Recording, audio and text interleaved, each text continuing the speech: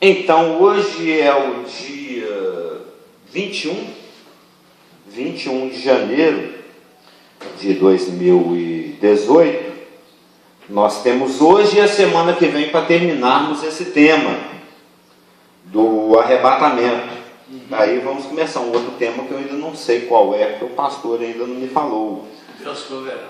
Mas dentro desse tema que nós temos estudado, que nós temos chamados de a bendita esperança, por causa do que está escrito lá em Tito, né? Que é o nosso...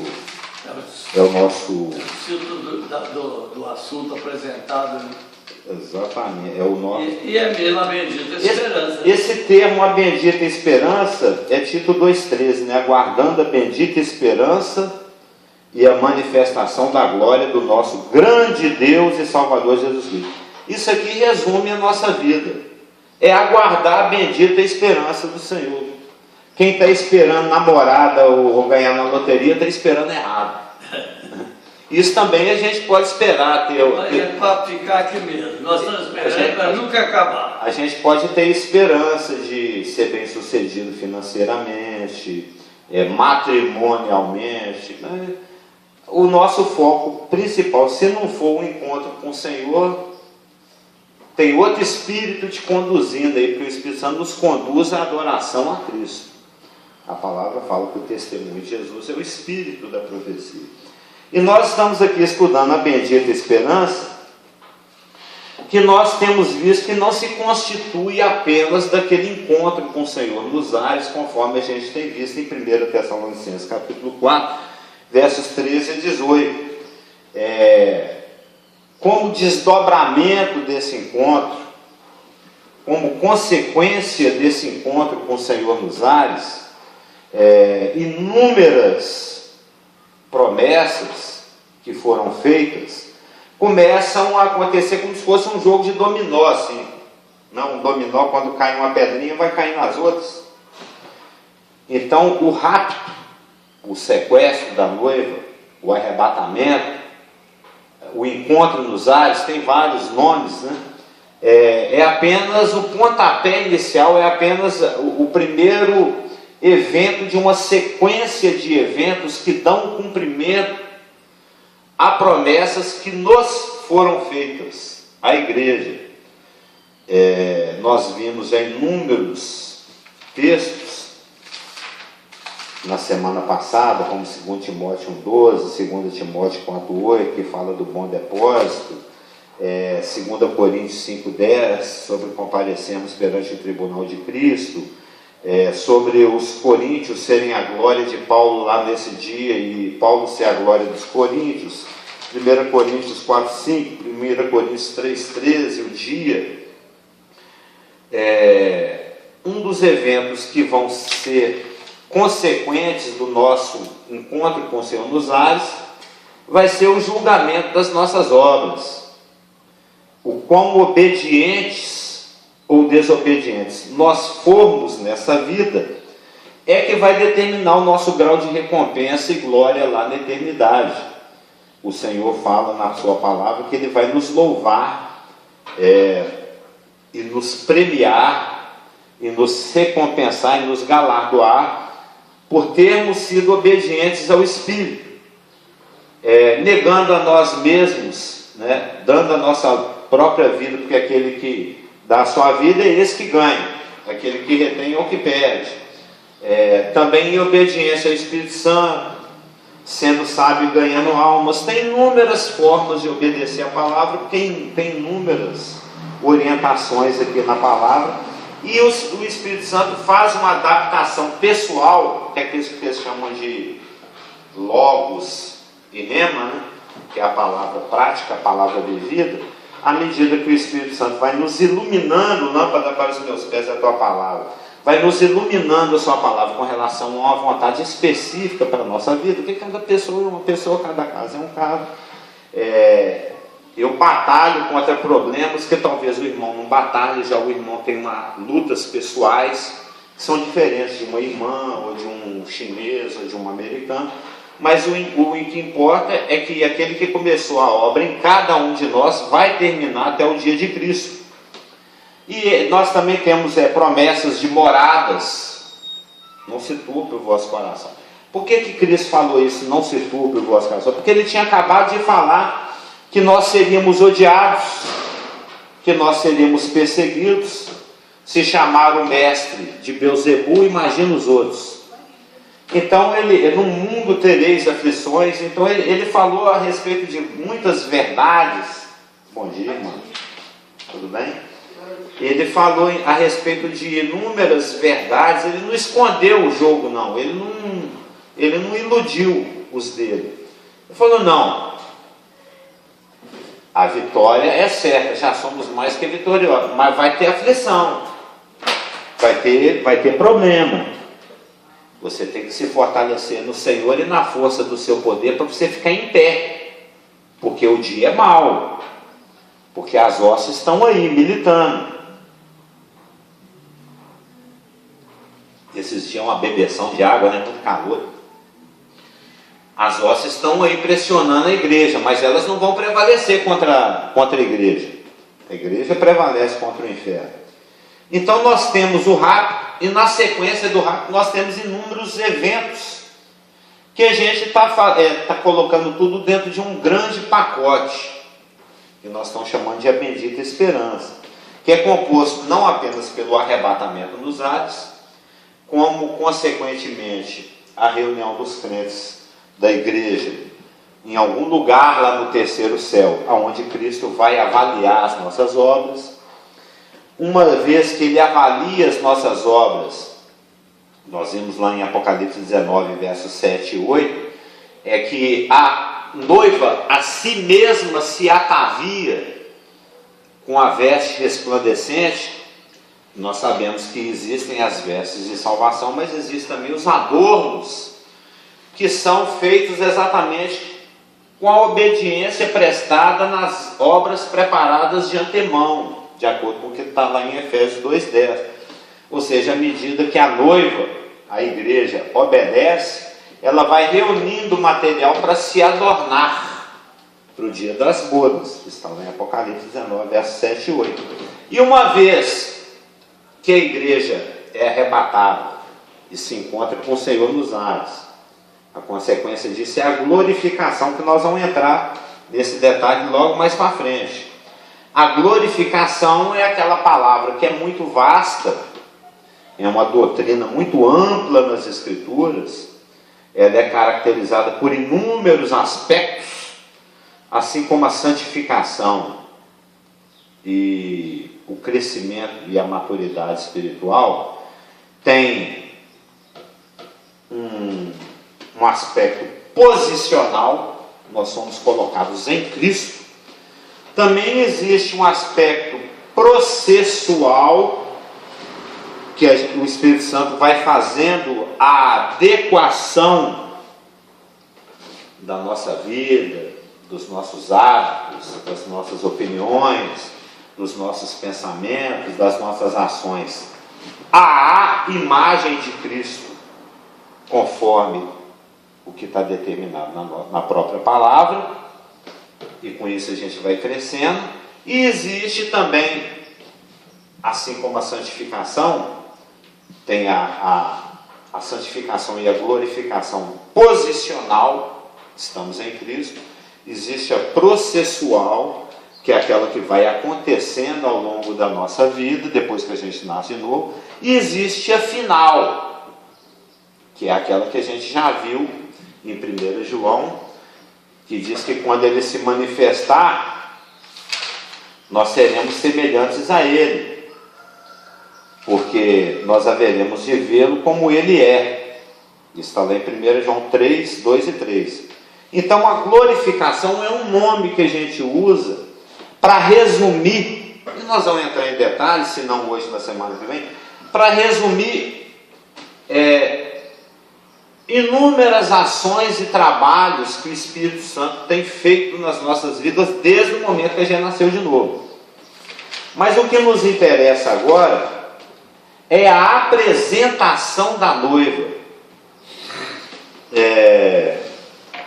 Eu não sei se isso já aconteceu com os irmãos, já aconteceu comigo, e eu sei que acontece Muitas vezes o rapaz arranja uma namorada e ele chega, tem um dia que ele leva a namorada em casa e fala assim: mamãe, papai, essa aqui é a Maria, minha namorada. Às vezes acontece também, a garota leva o rapaz em casa, bom dia, a garota leva o rapaz em casa e fala assim: mamãe, papai, esse aqui é meu namorado. Existe uma apresentação. Bom dia. Deve ter um dia em que o Joel chegou lá na Elaine, no pastor Geral, e falou assim: mamãe, papai, esta aqui é minha namorada. Houve uma apresentação. Tem quem namora escondido. Mas o ideal a gente vive na luz, é fazer as coisas na luz. Então vai haver um momento, a gente aprende isso através de algumas passagens das Escrituras, em que a noiva vai ser apresentada. Ela já foi sequestrada, raptada, arrebatada, tirada do mundo. Ela já teve as suas obras avaliadas no Bimá, no Tribunal de Cristo. Ela já se adornou, já está vestida de glória.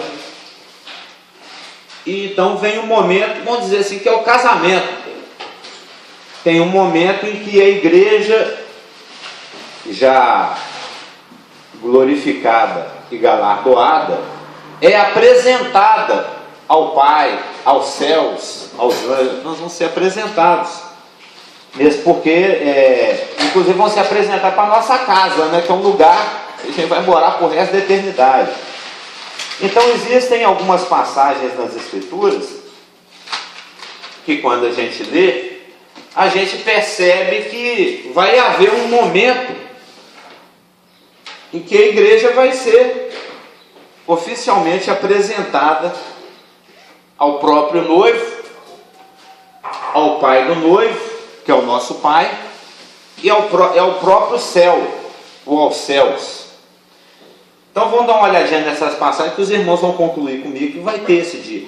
E nesse dia, quando a igreja for apresentada aos céus, vamos dizer assim, ela não vai estar descabelada, ela não vai estar maltrapilha, ela não vai estar com esmalte precisando fazer. Já viu? Né? Quando a mulher fica passando na língua, na unha assim, às vezes está faltando uns pedacinhos de esmalte. Né? Ela vai estar, nós vamos ver aqui as passagens que ela... Eu estou falando aqui do aspecto aparência, né, do aspecto externo, mas o aspecto externo nada mais é do que um grande reflexo do que acontece dentro da igreja.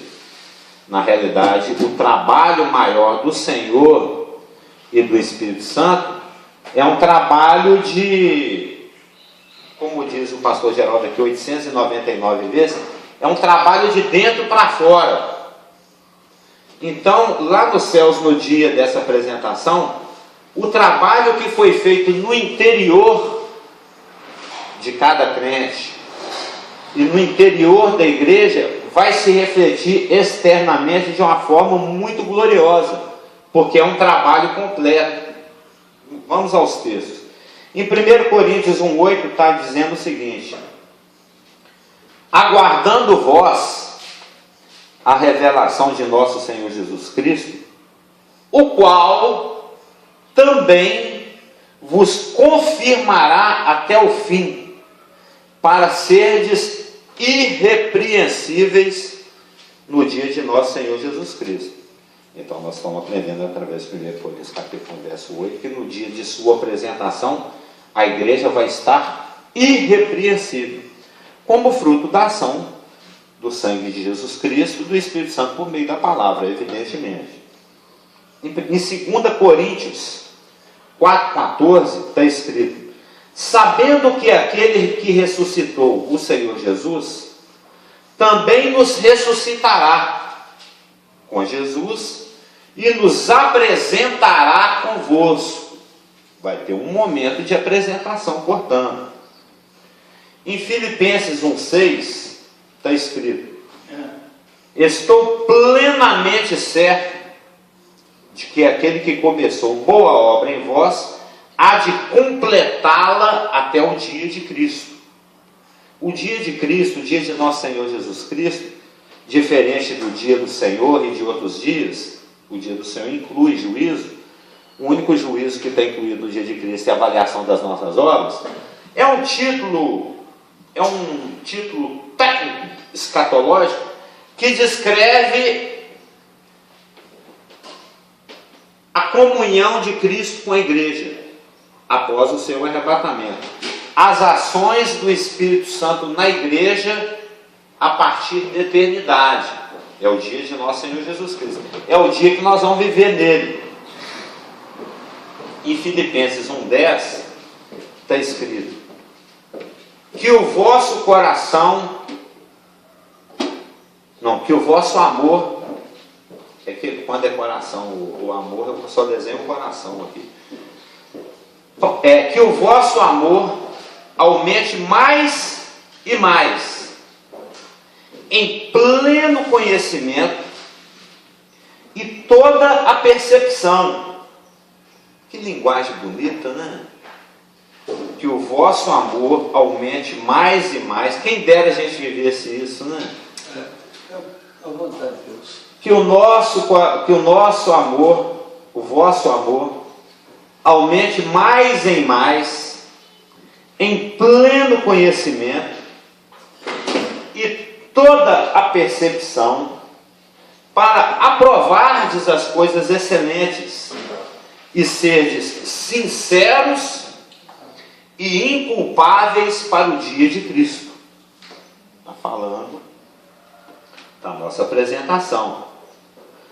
Em Colossenses 1:22b, para apresentar-vos perante Ele, santos, inculpáveis e irrepreensíveis. Essa vai ser a nossa situação lá na glória, no momento da nossa apresentação. Observa pela linguagem dessas passagens que vai ter um momento de apresentação. Em Efésios 5:27, para apresentar a si mesmo igreja gloriosa. O irmão ali parece que ele até conhece o texto. Para apresentar a si mesmo igreja gloriosa, sem mácula, sem ruga, nem coisa semelhante, porém santa e sem defeito. Então observa que no momento da apresentação a noiva vai estar nos trinques. Como diz, não tem essa. A noiva vai estar impecável, porque ela vai se apresentar como resultado final da ação do sangue de Jesus Cristo nas nossas vidas. E não apenas o sangue de Jesus Cristo, mas também todo o processo de glorificação e santificação que o Espírito Santo tem desenvolvido nas nossas vidas, desde o momento que a gente nasceu de novo, vai estar pleno, vai estar final, vai estar apresentando o fruto máximo final, o objetivo alcançado. Eu acho que vai ser bonito de se ver. Às vezes a gente fica entusiasmado com a abertura de Copa, com a abertura de Olimpíada, que são eventos bonitos, o pessoal capricha. Imagina o dia da apresentação da noiva. Imagina o dia da apresentação da noiva. A palavra está falando que ela vai estar completa, que ela vai estar sincera e inculpável, que ela vai estar gloriosa, sem mácula, sem ruga, que ela vai estar irrepreensível e inculpável. É tudo de bom. Nós também temos aqui em 2 Coríntios capítulo 11, verso 2, porque vos tem preparado para vos apresentar como uma virgem pura a um marido, a saber, Cristo. Também em Judas 24, tem uma doxologia lá, que é uma grande declaração doutrinal. Hã? Judas 24, que diz o seguinte: ora, aquele que é poderoso para vos guardar de tropeços e para vos apresentar com exultação imaculados diante da sua glória. Eu gosto desse com exultação. Dá até um cipi. Elaine, você lembra lá da nossa antiga comum? como existia uma exultação lá, existia uma alegria, porque é legal. Outro dia eu estava vendo um seriado, algum filme, alguma coisa, e tinha um grupo de soldados, como é que é, caiu, eu não sei se isso foi de verdade ou se era filme, agora eu nem lembro, caiu um helicóptero lá no meio dos sírios, lá numa cidade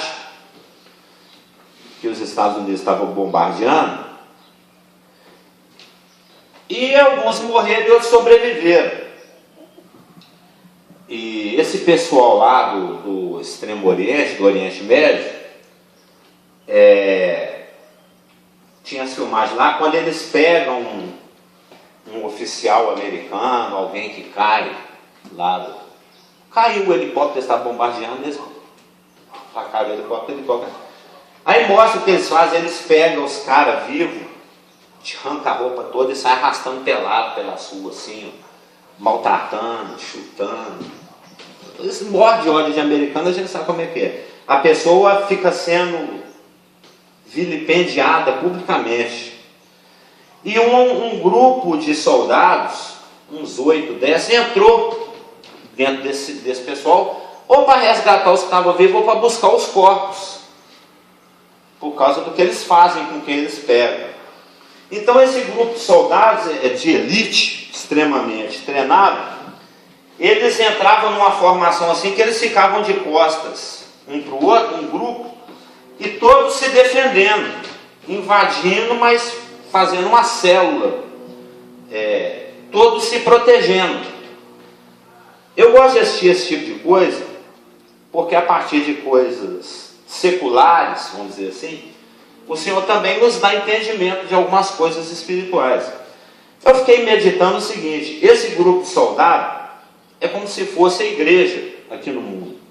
Isso é a meditação que o Espírito Santo me deu. Ou seja, quando a palavra fala que é bom que a gente se congregue, quanto mais a gente vê que o dia se aproxima, porque nós já vivemos isso. Quando a gente vivia lá nessa comunidade, que tinha 100, 200, 300 mesmo, né, Arelane? Tinha centenas de pessoas.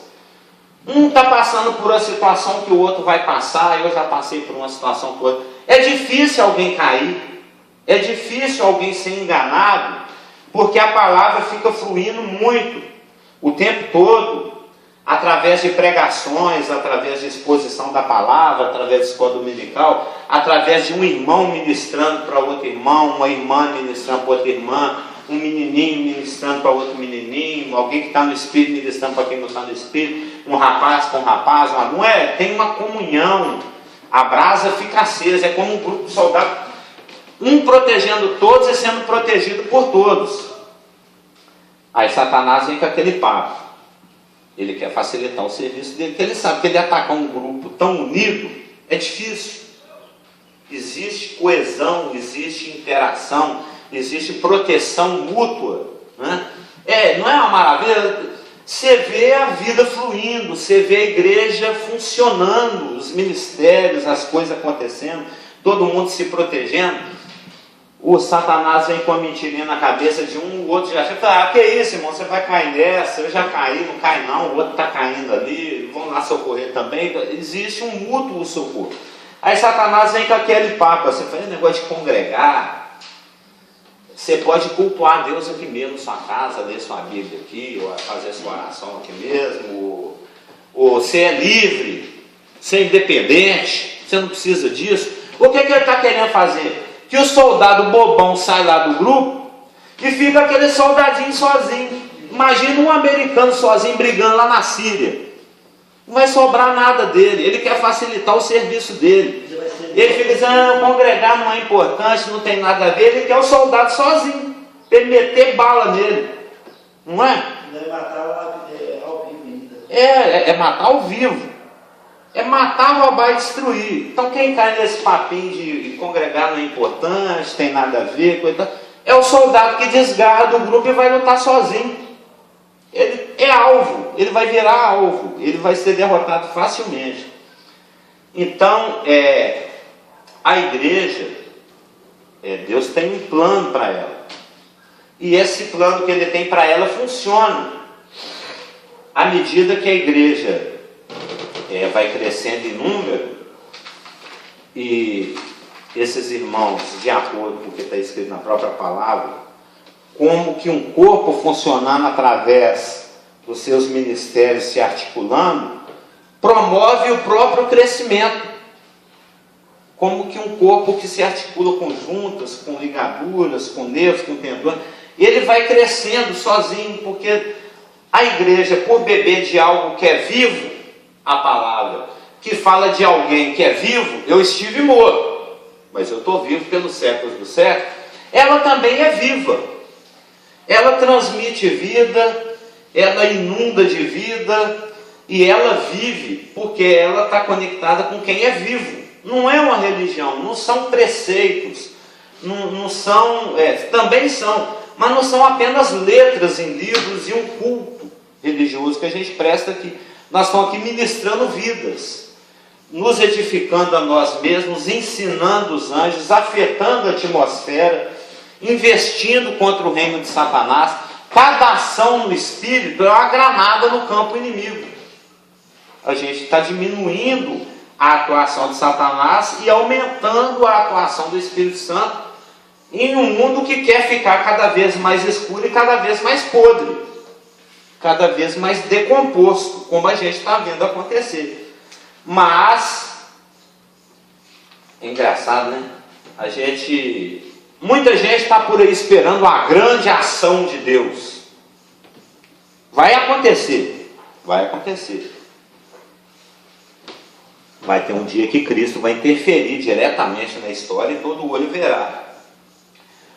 Mas enquanto fica todo mundo falando, se Deus existe, mesmo porque Ele não faz aí uma grande coisa e se manifesta. Ele já está fazendo. Só que Ele está fazendo sigilosamente, debaixo do nariz das pessoas.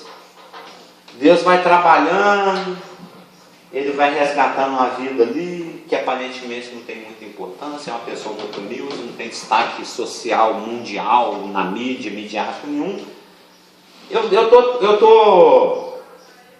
Eu tô muito encantado com o trabalho do Espírito Santo, por exemplo, na vida do Filipinho. É engraçado. Parece bobeira, teve um dia que nós consagramos o Filipinho lá no altar. O pastor Geraldo apresentou ele para o Senhor. Deve ser tipo, será que é tipo umas coisas assim, às vezes você ganha um presente de alguém, e aí você põe aquele trem num canto, e fica esquecido, aí 2 anos depois, ele fala, ih, aquele negocinho que eu te arranjei, está sendo útil? Eu vou até ter que mentir para ela, né? Fala, não, irmã, está uma benção, mas eu nunca nem peguei no negócio, nem abri, nem sei onde está. Será? A gente apresenta o Filipinho e Deus está muito ocupado e põe o Filipinho lá num canto lá. Não sabe nem o que faz com ele. É assim? Claro que não. Se você entrega, porque nós somos sacerdotes, você entregou o Filipinho nas mãos do Senhor, no altar, ele é dele. E Deus vai usar. É dele. Eu fico vendo, o Senhor tem usado o Filipinho para atingir lá a minha sogra, que é coração de Faraó. Tem usado. Outro dia ele estava evangelizando a irmã da Marlúcia. Está super sensível, está prestes a nascer de novo. É lógico, Paulo planta, Apolo rega. O crescimento quem dá é o Senhor. Mas nós temos o privilégio de sermos colaboradores. Ele contando a historinha lá para a tia dele, que já está sensível, espírita, a Marlúcia já tem ministrado, tem outras pessoas ministrando, é uma pessoa que é uma católica que quer encontrar Deus, né? Ela sente um apreço por Jesus Cristo, e o Espírito Santo vem trabalhando isso, né? Progredindo ela. As Sagradas Letras têm feito ela se tornar sábia para a salvação, o que é o que está sendo ministrado. O Senhor tem usado o Filipinho para evangelizar. Porque é uma criança, tinha a rua de ouro, não sei o quê, fica contando aquelas historinhas, a pessoa desperta. E ele está numa alegria tão grande. Esse é muito professor que a gente acha que não tem. Deu para ele a historinha. A gente acha que é vão, que as coisas espirituais são pequenas, são insignificantes, não são. as coisas espirituais, por menores que sejam, no reino de Satanás é muito, para nós é pouco. Eu até peço perdão para os irmãos, que no domingo passado eles soltaram o menino aqui. Ele está doido para ser louvorzeiro. Ele não vê a hora de um dia estar aqui na frente tocando violão. Ele só fala em vir no culto. Ele está super entusiasmado e está tentando vencer o coração de Faraó. Toda vez, por que a minha bisavó não vai no culto? Agora ele está com esse papo. Lá é bom, todo mundo concorda, é bom. É de Deus, é de Deus. Por que a minha bisavó não vai? Agora ele está batendo nessa tecla. Todo mundo já convidou, ela não veio. O Espírito Santo agora está usando o menininho. Porque ele chega e pergunta para ela, é por preconceito que ela não vem, né? Contra crente. Mas chega o senhor, ô vó, ô bisa, na realidade é dele. Ele conversa com ela, não é bom, é de Deus, por que você não vai? Entendeu? O Espírito Santo está usando a franqueza infantil dele para conversar com ela, já que ela não escuta o pregador com um livro de abraço, que ela tem preconceito. Deus pega um naniquim desse tamanhozinho e fala do mesmo jeito. Porque ela cria desde pequeno, né? Porque ela cria desde pequeno. Sim, desde o ventre. Isso agora vai me incomodar. O Espírito Santo usa de diversas formas. Então Deus está agindo aí debaixo do nariz de todo mundo e ninguém vê. Ou poucos veem, né? E Deus está agindo. Quando terminar o trabalho da igreja, o pessoal está esperando Deus se manifestar. Deus já está agindo há muito tempo. Desde a época dos apóstolos que ele está trabalhando aqui, ninguém está nem vendo, não está nem percebendo. E chega um momento em que esse trabalho de burilamento da igreja, né? Esse trabalho de preparação da igreja para a apresentação, lá nos céus, um dia vai culminar com o momento. A palavra fala que o Senhor é o centro da adoração, que o Senhor é o centro da revelação, que é dele, por ele e para ele que todas as coisas foram criadas. Mas no dia do casamento você sabe que ninguém chama mais atenção que a noiva. Não é verdade? Não tem como ser diferente no dia do casamento de Cristo. Mesmo porque Efésios 5, 31 e 32, que fala a respeito da relação de Cristo com a igreja, a palavra fala que, assim como o homem que deixa seu pai e sua mãe para se unir a sua mulher se torna um só corpo com ela, assim também com relação a Cristo e a igreja. A igreja é Cristo. Cristo é a igreja. Então, nesse momento lá íntimo, nos céus, tribulação acontecendo aqui embaixo, em que o Pai, nós, os anjos, todo mundo está lá em cima da igreja sendo apresentado. Esse é o único momento da história em que Jesus Cristo abre mão em favor da igreja de ser o centro das atenções. Ele não estou falando do centro da adoração, o centro das atenções. A noiva é dele, eu sou do meu amado e ele é meu, sua bandeira sobre meu amor. Você nem quando ele cantava isso? Você nunca cantou essa? Eu sou do meu amado e ele é meu, sua bandeira sobre mim é o amor. Ou seja, a igreja é de Cristo, Cristo é da igreja. A sulamita é de Salomão, Salomão é da sulamita. Israel é de Deus, Deus é de Israel, é o marido dela. Que Cantares serve, tem esse propósito triplo, né? O histórico, o alvo da interpretação mesmo e a adaptação hermenêutica, que é para a igreja. Então,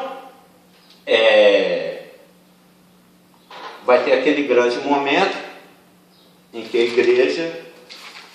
Será que vai tocar aquela música do Mendelssohn? Aí é demais, né? O tananana, tananana. Vai tocar alguma coisa lá. Que anjo é bicho barulhento. A gente sabe que anjo é bicho barulhento, que a palavra fala sempre que eles estão irrompendo em louvores, que a música ela é continuamente. Quando Cristo se encarnou, eles explodiram lá no céu, lá na frente dos pastores e cantaram, eles gritam aleluia para tudo quanto é lado lá em Apocalipse. Então a gente sabe que ele é a festa diante dos anjos de Deus por um pecador que se arrepende. Então a gente sabe que o anjo ele é meio alegre, ele meio que um nordestino assim, ele está sempre afim de uma sanfona, de uma harpa, de um trompete, de uma clarineta para tocar. E eu creio que esse dia vai ser bastante interessante. Isso tudo foi por causa da palavra exultação. O Judas 24, que fala que ele é poderoso para nos guardar de tropeço e para nos apresentar com exultação diante da sua glória. Para esses irmãos aí, o irmão ali, ele conviveu mais. Você sabe que teve uma época aqui no Brasil, vou falar de Belo Horizonte, que foi o que eu vi, em que a igreja era séria, né? As igrejas evangélicas, o culto era alguma coisa assim, bastante sisuda, não era? Não tinha bateção de palma, era meio que um cantochão assim, não era? Os cultos não eram bem sérios, bem calados, bem sem manifestação de emoção. Posso acrescentar alguma coisa? Hã? Posso acrescentar alguma coisa? Pode. Não tinha bateria. Não. Era piano, o instrumento principal da igreja, por longos anos. Depois veio os órgãos, que é muito lindo. Agora, com toda sinceridade, eu concordo mais com a reverência e a santidade do que a euforia. A euforia, as pessoas ficam muito elogiadas e ficam muito cheias de si e esquecem que a glória é de Deus. Às vezes essas coisas vultuosas, a gente observa na televisão aí, ela fica muito galanteada às pessoas que se apresentam quase ao Deus, quase ao adorado. É aquele papo do grande servo, né? Então, antigamente, tinha Luiz Carvalho na Igreja Batista, Batista. E também Feliciano Amaral, que foi o primeiro cantor que gravou, era Luiz Carvalho e Feliciano Amaral. Esses homens eram homens cheios do Espírito Santo, eram pregadores da palavra, cantavam, pregavam e viviam a vida cristã. Então, eles mesmos demonstravam a presença de Deus através do cântico. Mas hoje, as pessoas, 70%, se não for 95% ou 99%, ficam cheias de si mesmo e cheias de glória. E as pessoas passam a adorá-lo, a elogiá-lo, a colocá-lo no pedestal. Existe o risco de desvirtuar. Já está desvirtuado há muitos anos. Isso já tem uns 30 anos que isso está bem desvirtuado. É que eu estou sendo otimista, irmão. Existe, mas desvirtua. Eu gostaria que houvesse a mesma reverência no culto e a mesma obediência. Porque havia muito mais a intervenção da salvação, dos testemunhos. A pessoa vinha na igreja, quando dava testemunho, ele via o testemunho das pessoas. Hoje a pessoa vive num mundo e diz que está no reino de Deus. O reino de Deus é separado do mundo. O cristão que secularizou, né? Eu, por exemplo, teve muita dificuldade com as igrejas atuais. Entende? Muita mesmo, do modo geral. Porque eles, quando é muito humilde, não tem nada. Quando tem alguma coisa, é desorganizada. Quando tem alguma coisa, é misturado. Quando tem muita elogio, muita música, muito instrumento, é galanteio. É glória do homem. Então, hoje Jesus, ele diz, meu povo está muito bom dessa vez, mas esqueceram muito de mim. Entende? Eu creio que... Não está fácil. Eu creio que existe espaço para todas as formas de adoração, de acordo com o que o próprio Espírito ministra. Só que agora virou moda mesmo. É moda. Agora virou show. Show, virou moda. As pessoas cobram fortunas para ir na igreja cantar, e tem igreja que paga, e passa só um comércio. Aí leva aqueles instrumentos grandiosos e tudo, e faz aquele showzão, né? E aí fala em nome Perde o foco. Perde o foco. Mas de qualquer maneira... O evangelho está sendo pregado, né? Sim. Meio estragado, mas está. É, meio estragado, mas tá. Quando a pessoa vai ajudar a Deus, ele fala, você faz isso assim, que assim, você fazendo isso, você está legal. Está legal nada, ele precisa arrepender dos pecados e corrigir a vida. De qualquer maneira, aqui, enquanto a gente peregrina, né, enquanto nós somos peregrinos, peregrinação é gostosa, né? vai existir cultos mais, como é que o irmão falou, mais reverentes, e vai existir cultos mais irreverentes, vamos dizer assim, mais barulhentos e mais reverentos. Mas de qualquer maneira, que nós podemos ter certeza é que lá em cima vai ter exultação. Eu gostaria de falar. Lá em cima vai ter exultação. Barulho bom é porque, por exemplo, se a pessoa fica cheia do Espírito Santo, ele pode dizer, oh glória a Deus, aleluia. Agora, barulho para ter glória de si, e lá na frente se expor e o povo passar a adorar, esse barulho não é bom. Agora, ter muito instrumento na igreja é maravilhoso. Ter bateria é bom, mas a bateria dentro do padrão cristão. Não é para exibir para todo mundo dizer aquele baterista é o maior do Brasil. Ou então, no meio do louvor, o baterista faz aquele solo de show de rock que a galera vai inflamando, assim, aplaudindo. Né? Que às vezes eu fico profano, como tem aí o tal de tantas músicas profanas. É o que o irmão falou, 90 e tantos por cento. Então, eu concordo com a beleza da música. Eu tenho muitas fitas de música clássica, músicas espirituais, cantores evangélicos. Eu tenho de cantor, tenho tudo, e gosto de ouvi-los, mas dentro do padrão. Amém. Eu também tenho essa ótica. Saiu para a carnalidade, para a coisa eu já não bato palma, não. Eu penso igualzinho, irmão, e assino embaixo. Tem espaço. A gente no último salmo fala: louvai com som de trombeta, louvai com saltério, louvai com harpa, louvai com adultos, mas no Espírito. No Espírito. Tem espaço, mas tem que saber como fazer. E lá, no dia da apresentação, a palavra fala que vai ser com exultação. Isso é bacana. Porque lá não tem como alguém querer aparecer mais que Cristo. Né?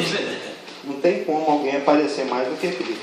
E como nós vimos, são passagens que falam que no final das contas, a gente vai estar sem ruga, sem mácula, perfeito, santo, irrepreensível.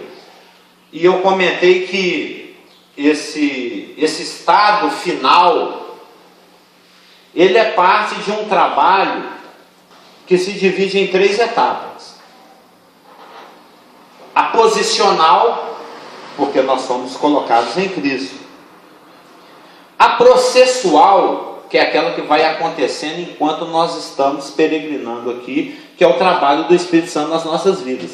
E o final, que é aquele que nós vimos lá em 1 João, que quando ele se manifestar, nós seremos semelhantes a ele, porque haveremos de vê-lo como ele é.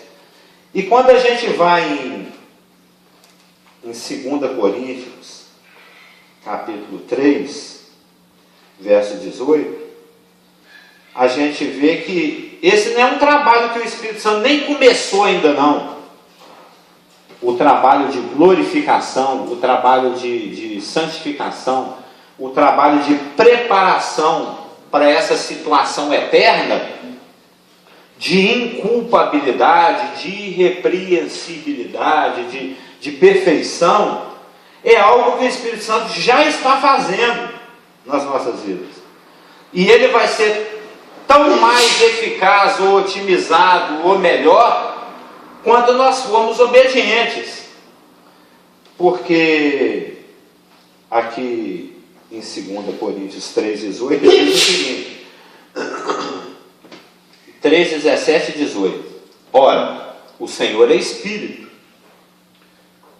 e onde está o Espírito do Senhor, aí a libertação. Eles traduziram liberdade aqui, mas a tradução correta seria libertação. E todos nós, com o rosto desvendado, contemplando como por espelho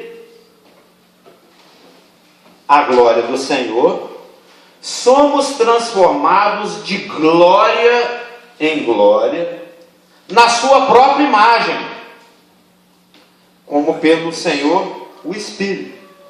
A gente sabe, através das passagens onde a palavra espelho aparece na Escritura, que espelho é um dos símbolos da Bíblia. A Bíblia é comparada com leite, é comparada com mel, é comparada com ouro depurado, é comparada com destilar dos favos, mas também é comparada com espelho. Quando você vai, por exemplo, aqui em Judas não, em Tiago, aqui no capítulo 1, verso 22, 23 e 24. Tornai-vos, pois, praticantes da palavra, e não somente ouvintes, enganando-vos a vós mesmos. Eu vou fazer uma paráfrase aqui desse próximo versículo para os irmãos entenderem, substituindo a palavra espelho por palavra. Porque se alguém é ouvinte da palavra e não praticante, assemelha-se ao homem que é confrontado pela palavra de Deus na sua situação natural, e ele a si mesmo se contempla, lhe é gerado convicções pelo Espírito, mas ele se retira e para logo se esquece de como era a sua aparência. A palavra então está dizendo aqui que cada vez que a gente abre a palavra, a Bíblia, e o Espírito Santo começa a iluminá-la diante dos nossos olhos, é como se nós estivéssemos nos olhando num espelho. Porque a palavra, ainda que o seu tema principal seja a pessoa de Jesus Cristo, a pessoa de Jesus Cristo é uma pessoa que veio para trabalhar em favor do homem que está perdido e que é carente. Então, a palavra, um dos objetivos dela é nos trazer convicções. Convicção de pecado, convicção de que esse pecado vai me levar a juízo, convicção de que esse juízo já foi executado na pessoa de Cristo, que ele é meu substituto, e convicções no dia a dia. Tem lá Salmo 101, 2 e 3, fala que eu não vou colocar coisas más diante dos meus olhos. Só isso aí já é uma super vacina para a internet e certos conteúdos que estão na internet. Se você fizer um voto igual o Davi, não sei se foi ele que escreveu isso, fala, não, tomei uma decisão, não vou colocar mais porcaria na frente do meu olho, coisa má para eu assistir. Pronto, está vacinado, a palavra veio e te deu uma convicção. Você foi confrontado com a palavra, assim como uma pessoa olha o seu rosto no espelho, e eu guardei aquilo para mim. O Espírito Santo me deu convicção. Não é algo que eu vou me esquecer assim que eu sair de diante do... Porque tem muita gente que vem no culto, o pastor prega, o outro lá se emociona, acha linda a mensagem, mas assim que sai dali, ela esquece. Nem sabe o que foi falado. Então, a palavra é um espelho diante do qual nós somos confrontados, e ele nos dá convicções. E uma vez que nós somos, que a gente aceita essa convicção que o Espírito Santo nos dá, e muda, altera a nossa rota em função da convicção que foi dada, eu fui transformado, eu fui glorificado mais um pouquinho, eu me aproximei mais ainda do padrão que é Jesus Cristo. Eu fui transformado segundo a sua própria imagem através da ação do Espírito Santo por meio da palavra, me dando uma convicção. Então, esse processo que vai terminar com uma igreja sendo apresentada irrepreensível, sem ruga, santa, sem mácula, é um processo que já está acontecendo. Começou no momento que eu nasci de novo, porque eu fui colocado nele. É um processo que avança ao longo da nossa peregrinação. Quanto mais obedientes nós formos, melhor o resultado final. Quanto mais o pedreiro capricha, até um buraquinho assim que ele tampa ali, ó, pode parecer bobeira, pintar ou não pintar aquele cantinho ali, mas tampando todas as imperfeições, no final você vê se o resultado final é bonito, é bacana. É o que o Espírito Santo está fazendo na nossa vida. Ele vem nos conformando à imagem de Cristo no dia a dia, porque no final das contas é o que nós seremos. A imagem e semelhança de Cristo, semelhantes a Ele, porque haveremos de vê-lo como Ele é. Amém? Podemos encerrar? Na semana que vem, a pretensão é encerrar esse estudo. Amém. Aí já pensa num assunto para fevereiro. Amém?